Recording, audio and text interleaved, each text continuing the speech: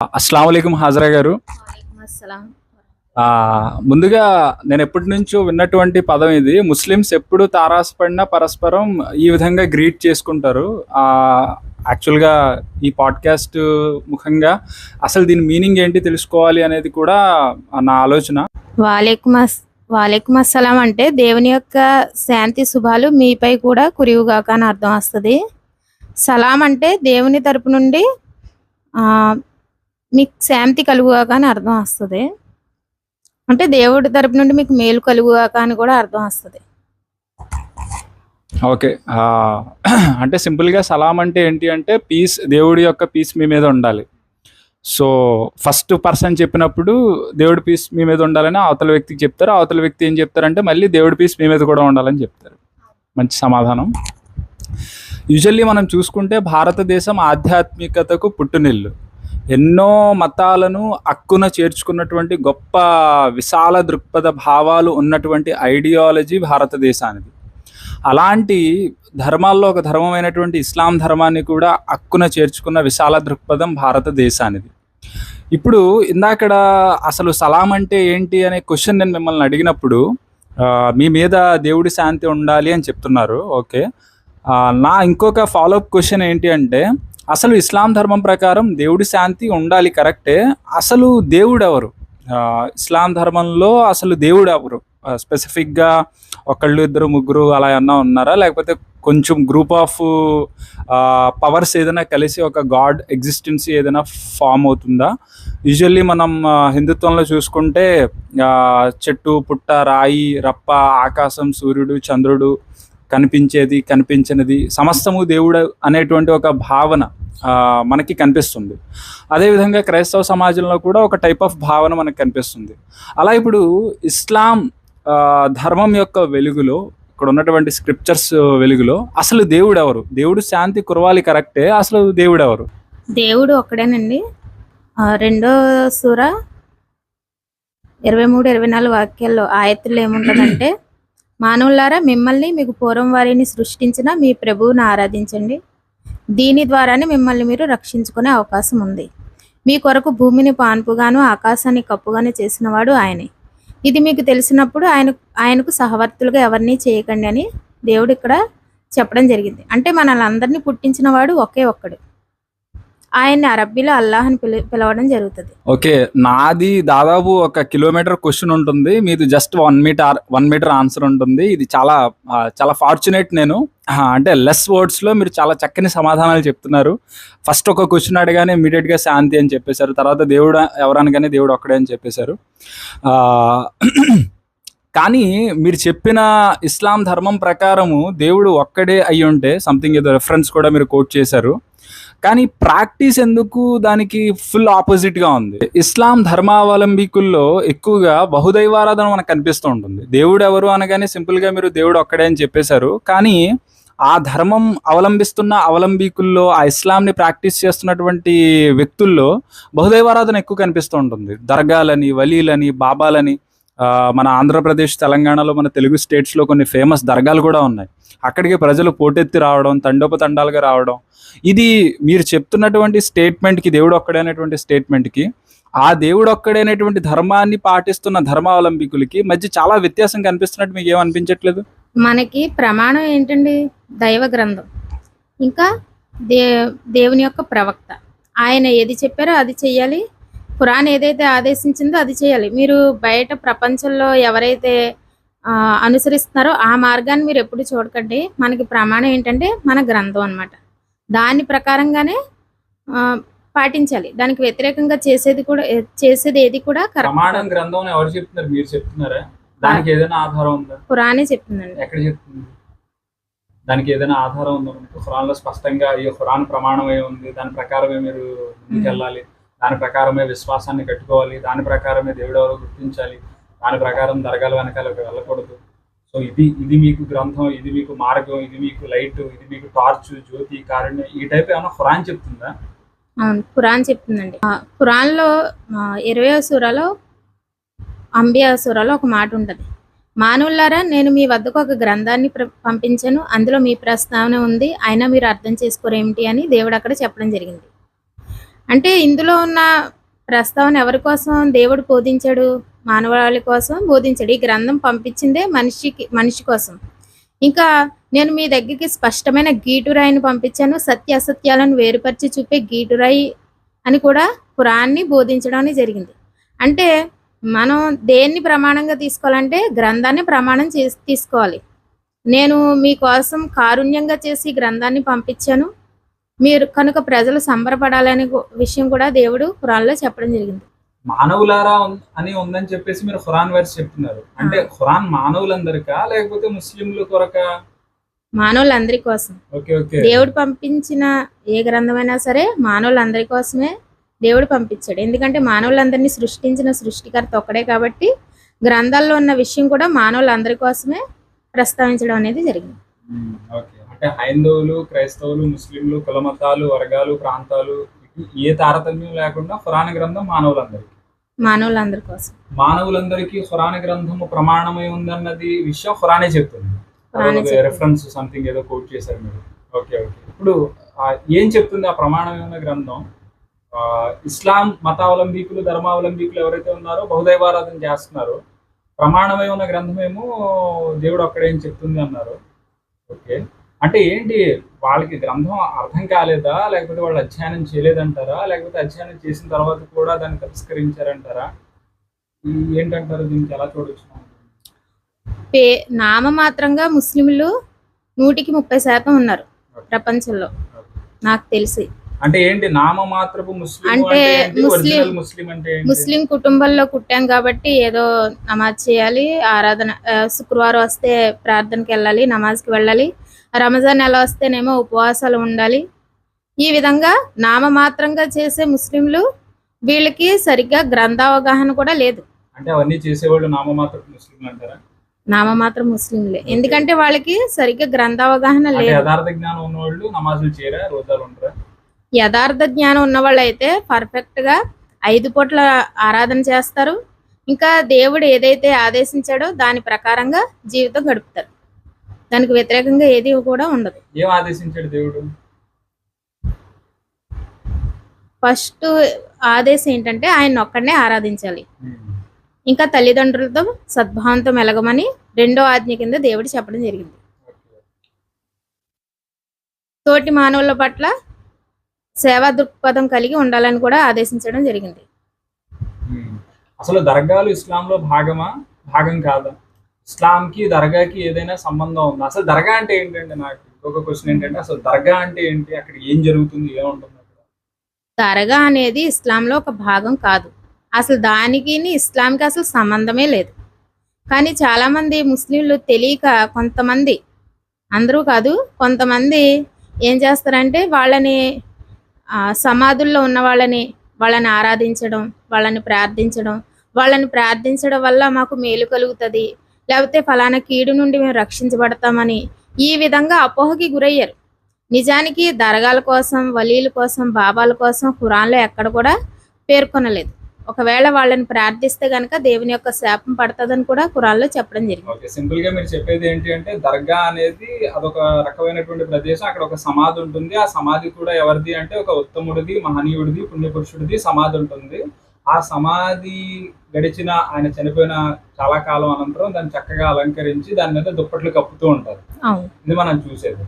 So ఇప్పుడు దర్గాకు వెళ్ళే వాళ్ళు, దర్గాలో ఆ సమాధిలో ఉన్న ఆ పర్సన్ ఎవరైతే ఉన్నారో, ఆ మంచివాడు ఎవరైతే ఉన్నారో ఆయనే దేవుడు అని భావిస్తారా, లేకపోతే ఈయన చాలా గొప్ప వ్యక్తి కదా, ఈయన దేవుడికి చాలా దగ్గర అయిపోయిన వ్యక్తి కదా, మనం ఏదైనా చెప్తే ఈయన దేవుడికి చాలా దగ్గరగా ఉన్నాడు కదా, కాబట్టి ఈయన చెప్పుకుంటాడు, మన జాబ్ ఈజీ అవుతుంది. ఫర్ ఎగ్జాంపుల్కి నాకు ఎమ్మెల్యేతోనో ఎంపీతోనో పని అవ్వాలి అంటే డైరెక్ట్ యాక్సెస్ చాలా తక్కువగా ఉంటుంది.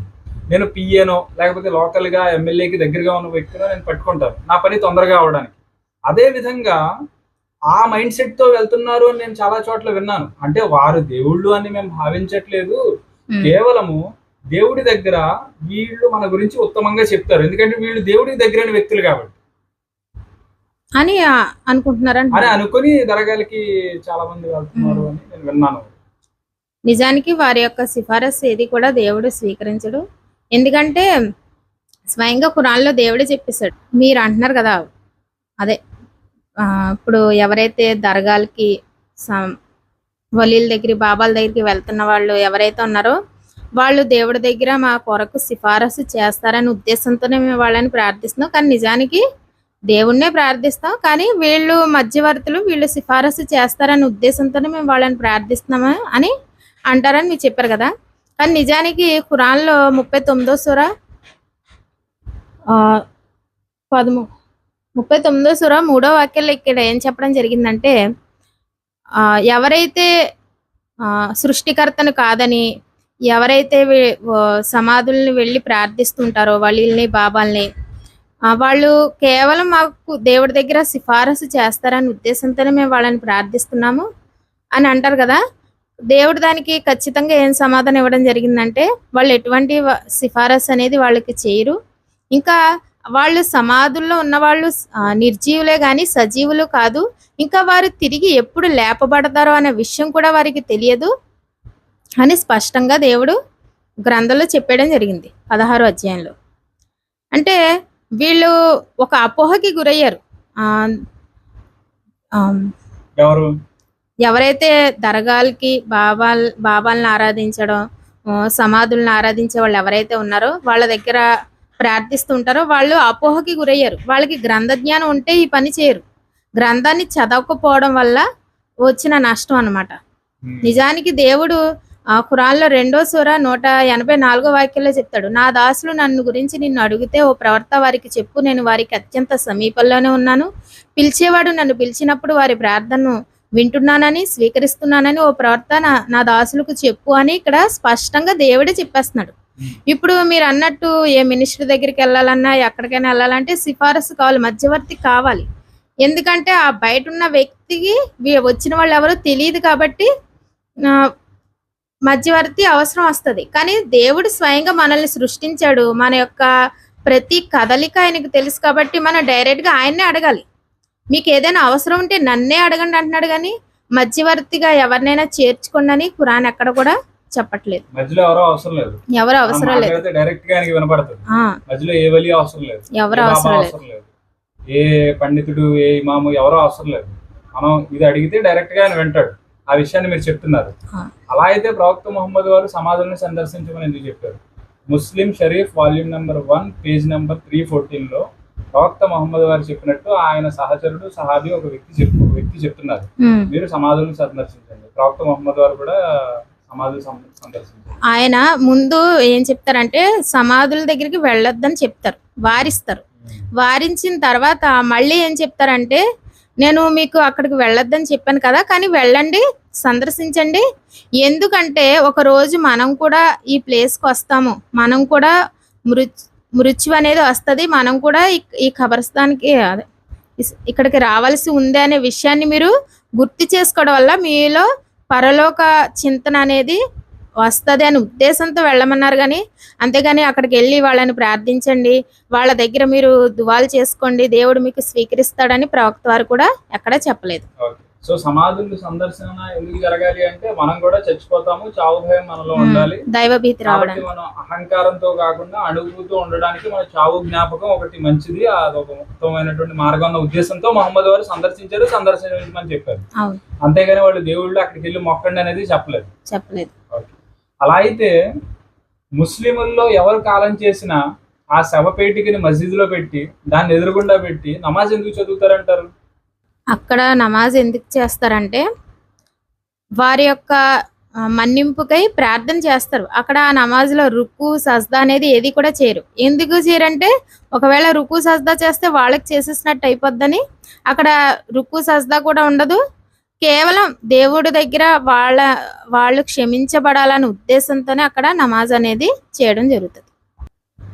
ఆ తర్వాత నిజంగా అది కాదు అని మనం భావించినప్పుడు మక్కా పట్టణంలో సౌదీ అరేబియా మక్కా పట్టణంలో అక్కడ ఒక రౌండ్ గా ఉంటుంది, చతురస్రాకారంలో ఒకటి ఉంటుంది.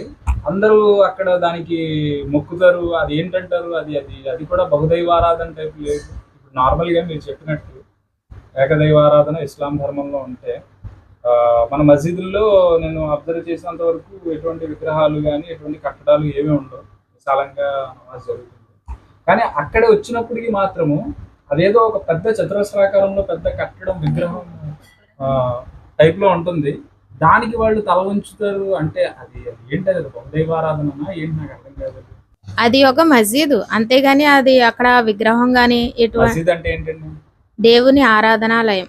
ఓకే, అంటే కేవలం దేవుడు ఆరాధనాలయం అంటే అంటే దేవుడు అక్కడే ఉంటాడనా ఏంటి? దేవుడు అక్కడే ఉంటాడని కాదండి. అక్కడ ఎందుకు అది పెట్టడం జరిగిందంటే ఒక క్రమశిక్షణ పద్ధతి ప్రకారం అందరూ ఆచరిస్తారనే ఉద్దేశంతో అది అటువైపు తిరిగి అందరూ ఆరాధన అనేది చేస్తారు.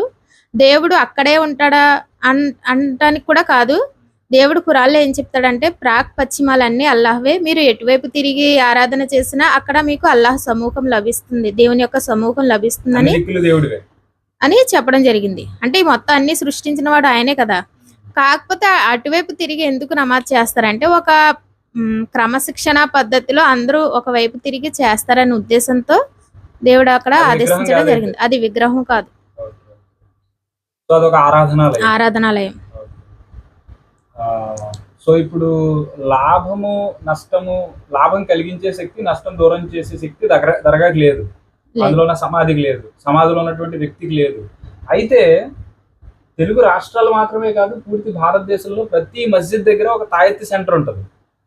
హిందువులు, క్రైస్తవులు, కులాలు, మతాలకి సంబంధం లేకుండా ప్రతి ఒక్కరు వెళ్ళి జ్వరం తగ్గకపోతే, వాళ్ళ పిల్లలకి జ్వరాలు తగ్గకపోతే, వాళ్ళు అనుకున్న పనులు జరగకపోతే, వాళ్ళకి ఉద్యోగాలు రాకపోతే అక్కడ నుంచుంటారు. అక్కడ రేట్లు ఉంటాయి, 100 రూపాయలకు తాయెత్తు, 1000 రూపాయలకి తాయెత్తు, 10,000కి తాయెత్తు.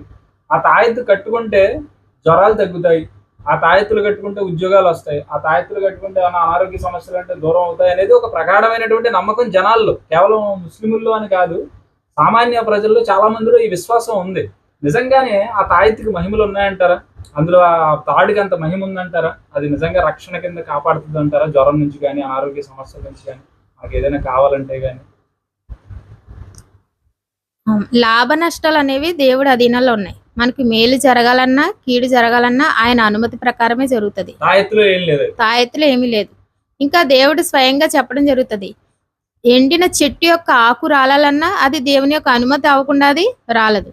చిన్న ఆకు రాలాలంటేనే దేవుని యొక్క అనుమతి అవ్వాలి. అలాంటిది మనకి మేలు జరగాలన్నా కీడు జరగాలన్నా ఒక తాయెత్తు వలనో లేకపోతే ఫలానా దర్గాకి వెళ్ళి అక్కడ ప్రార్థిస్తే అక్కడ మనకి క్షేమం జరుగుతుంది, మేలు జరుగుతుంది అని అనుకోవడం అపోహ.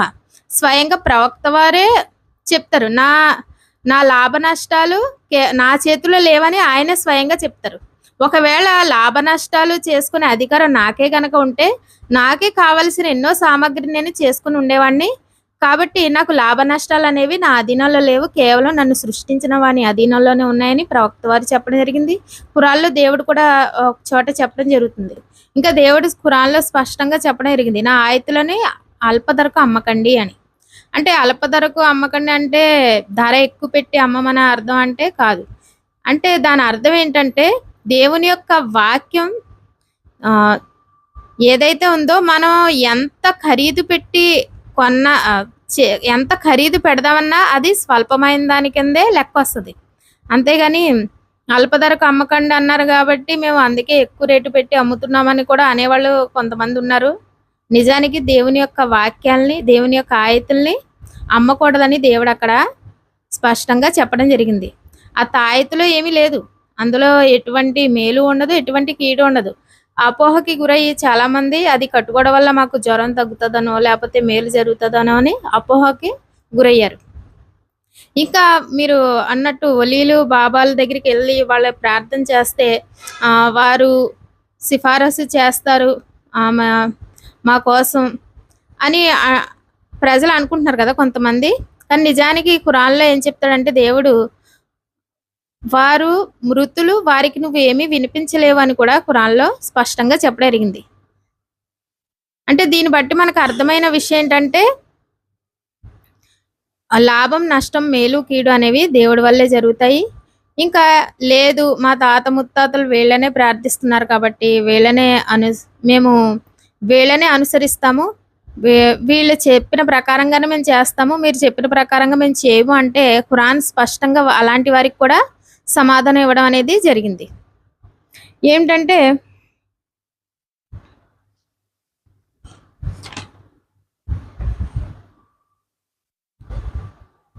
అయితే తిరస్కారులు నన్ను కాదని నా దాసులను తమ కార్య సాధకులుగా చేసుకునే తలంపు కలిగి ఉన్నారా? అలాంటి వారికి ఆతిథ్యంగా నేను నరకాన్ని సిద్ధం చేసి ఉంచానని కూడా దేవుడు స్పష్టంగా చెప్పగలిగింది. అంటే దేవుని యొక్క దాసుల్ని ఆ వీళ్ళని మేము ప్రార్థిస్తాము, వీళ్ళని మేము అనుసరిస్తాము అని ఒకవేళ ఎవరైనా మూర్ఖత్వంగా ఖురాన్ వైపునకు రాకుండా, ప్రవక్త ముహమ్మద్ సల్లల్లాహు అలైహి వసల్లం చెప్పిన విధంగా కాకుండా, ఎవరైతే వాళ్ళ పూర్వీకులు చెప్పారనో లేకపోతే వాళ్ళ పెద్దలు చెప్పారనో దాన్నే మేము అనుసరిస్తామని గుడ్డిగా ఎవరైతే ఫాలో అవుతారో అలాంటి వారికి దేవుడు ఏం చెప్తున్నాడు అక్కడ? అలాంటి వారికి ఆతిథ్యంగా నేను నరకాన్ని సిద్ధం చేసి ఉంచానని చెప్తున్నాడు. అలాగే వేరే వాక్యాల్లో కూడా ఒక చోట ఈ విధంగా చెప్పడం జరిగింది. 5వ అధ్యాయం 104వ వాక్యంలో దేవుడు అవతరింపజేసిన శాసనం వైపునకు రండి, ప్రవక్త వైపునకు రండి అని వార్త చెప్పినప్పుడు వారు మా కొరకు మా తాత ముత్తాతలు ఏదైతే అవలంబించారో దాన్నే అనుసరిస్తామని అనేవారికి దేవుడు ఇక్కడ స్పష్టంగా చెప్తున్నాడు. వాళ్ళు ఎటువంటి రుజుమార్గంలో లేని వారైనప్పటికీ కూడా వీళ్ళు గుడ్డిగా వారినే అనుసరిస్తారా అని కూడా దేవుడు అక్కడ స్పష్టంగా చెప్పడం జరిగింది. స్టార్టింగ్ లో మీరు పెద్ద క్వశ్చన్ కి చిన్న సమాధానం చెప్పారు, ఇప్పుడు చిన్న క్వశ్చన్ కి పెద్ద సమాధానం చెప్తున్నారు. మంచి విషయం ఇది. ఇంకొక ఫాలోఅప్ క్వశ్చన్ ఏంటి అంటే, తాయెత్తుల్లో ఎటువంటి మహిమ లేదు, తాయెత్తులకి లాభాన్ని కానీ నష్టం కానీ కలిగించే అవకాశం లేదు అని చెప్పారు. అలాంటప్పుడు నెల్లూరు రొట్టెల పండగ అనేది ఒకటి జరుగుతుంది. ప్రతి సంవత్సరం నెల్లూరులో రొట్టెల పండగ అనేది ఒకటి జరుగుతుంది. అక్కడ వేలాది లక్షలాది మంది భక్తులు మతాలతో సంబంధం లేకుండా అక్కడ రొట్టెలు కూడా ఇస్తారన్నమాట. ఉద్యోగం కోసం ఒక రొట్టె, సంతాన ప్రాప్తి కొరకు ఒక రొట్టె, వివాహం కాకపోతే ఒక రొట్టె, తర్వాత ఎగ్జామ్స్ పాస్ అవ్వడానికి ఒక రొట్టె. సో ఆ రొట్టెని తింటే మేము ఎగ్జామ్లో పాస్ అవుతాము, సంతాన ప్రాప్తి జరుగుతుంది, ఉద్యోగం వస్తుంది, ఆరోగ్యం బాగుపడుతుంది, ఇటువంటి నమ్మకం అనేది ఉంది. చాలామంది ఫేమస్ సెలబ్రిటీస్ కానీ ఏఆర్ రెహమాన్ గారి దగ్గర నుంచి ఫేమస్ పొలిటీషియన్స్ కడప అజ్మీర్ బాబా దగ్గరికి కూడా సందర్శిస్తూ ఉంటారు. ఏ ఆలోచన లేకుండా గుడ్డి నమ్మకం అంటారా ఇది? నిజంగా వాళ్ళు నిజంగా సెలబ్రిటీ పీపుల్, చాలా సక్సెస్ఫుల్ పీపుల్, వాళ్ళు నిజంగా చాలా చదువుకున్నటువంటి వ్యక్తులు. నిజంగా అది అది అది గుడ్డి నమ్మకం అంటారా? మీరు చెప్పిన దాని ప్రకారం చూస్తుంటే ఖురాన్ ప్రమాణం అంటున్నారు. ఆ ఖురాన్లో చెప్పిన ప్రమాణానికి సంబంధించిన కొన్ని వచనాల్లో బట్టి చూస్తే అదంతా ఒక గుడ్డి నమ్మకంగా, ఎటువంటి పునాది లేని నమ్మకంగా కనిపిస్తుంది. నిజమేనంటారా? అది ఏదైనా గుడ్డి నమ్మకం అంటారా, లేకపోతే దానికి నిజంగా ఏదైనా ఆధారం ఉంటేనే వాళ్ళు అంతమంది వెళ్తున్నారంటారా? అది నిజంగానే గుడ్డి నమ్మకం. ఎందుకంటే వాళ్ళ దగ్గర ఎటువంటి ఆధారం లేదు. వాళ్ళు కేవలం ఊహ ఆధారంగా, చెప్పాను కదా ఇందాక, ఎవరైతే పూర్వీకులు అనుసరిస్తున్నారో వాళ్ళ యొక్క ప్రేమతో వాళ్ళని ఫాలో అవడానికి పోయి వాళ్ళని ఆరాధించడంలో, వాళ్ళని ప్రార్థించడంలో గుడ్డిగా వెళ్ళిపోయారు. ఒకవేళ నిజంగానే వాళ్ళకి అవగాహన ఉంటే కనుక వాళ్ళని ప్రార్థించరు. వాళ్ళు ఎవరైతే ఆ సమాధుల్లో ఉన్న వాళ్ళు, ఆ బాబాలు వలీలు ఎవరినైతే ప్రార్థించారో వాళ్ళని ప్రార్థించేవారు. ఒకవేళ నిజంగా వాళ్ళకి అవగాహన ఉంటే. అవగాహన లేని కారణంగానే వాళ్ళ మీద ప్రేమ ఎక్కువైపోయి వాళ్ళని ప్రార్థిస్తున్నారు. ఖురాన్లో ఎటువంటి ఇది కూడా లేదు. అందుకే దేవుడు ఖురాన్లో ఏం చెప్పడం జరిగిందంటే, కేవలం వాళ్ళు ఊహ ఆధారంగా, అలా ఊహ కల్పనల ఆధారంగా వాళ్ళు అలా చేస్తున్నారు. నిజానికి వాళ్ళ దగ్గర ఎటువంటి ఆధారము లేదు అని ఖచ్చితంగా ఖురాన్లో చెప్పేయడం జరిగింది. Okay, that's it for today. Thank you Hajara గారు, మీ విలువైన సమయాన్ని, జ్ఞానాన్ని మా వ్యూవర్స్తో, సబ్స్క్రైబర్స్తో షేర్ చేసుకున్నందుకు. ఇస్లాంకి సంబంధించి నాకున్నటువంటి కొన్ని సందేహాలని, కన్ఫ్యూజన్స్ని గౌరవనీయులు హాజరా గారు ముఖ్యంగా నేను క్లియర్ చేసుకోవడం జరిగింది. మీకు కూడా ఏమైనా ప్రశ్నలు, కన్ఫ్యూజన్స్ ఉంటే కింద కమెంట్ బాక్స్లో మెన్షన్ చేయండి. హాజరా గారితో మరొక పాడ్కాస్ట్లో, మరొక ఎపిసోడ్లో మనం కలుద్దాం. మరిన్ని సందేహాలతో, మరిన్ని కన్ఫ్యూజన్స్తో. ఒకవేళ మీ దగ్గర నుంచి కూడా ఏమైనా ప్రశ్నలు ఉంటే డెఫినెట్గా కమెంట్స్ చేయండి. ఆ ప్రశ్నలు కూడా మనం మేడంని అడిగే ప్రయత్నం చేద్దాం. Thank you.